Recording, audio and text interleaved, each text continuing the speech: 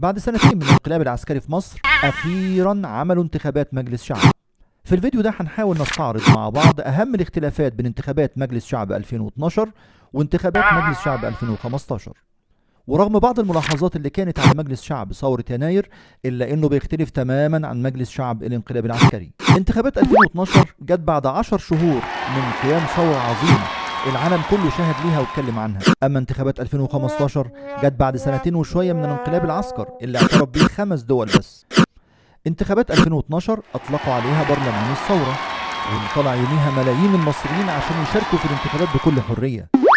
أما انتخابات 2015 فاسمه برلمان الدم عشان اللون الأحمر اللي انتشر في كل ربوع مصر بعد الانقلاب. في 2012 الوشوش الحرامية اللي كانت خايفة من الثورة والثوار استخبت. 2015 نفس الوشوش غيرت جلدها ورجعت تاني ترشح نفسها.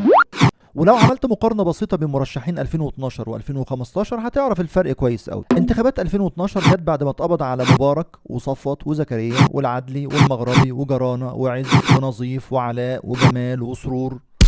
اما انتخابات 2015 جت بعد الافراج عنهم والاعتذار ليهم كمان.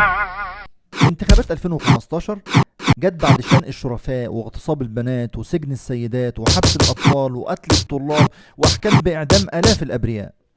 في انتخابات 2012 الدنيا كلها كانت بتنور قدامنا وسبقانا احلامنا وكان كلنا امل في بكره الاحلى، لكن انتخابات 2015 جت والدنيا ضلمه ومعتمه والعيشه ضنك.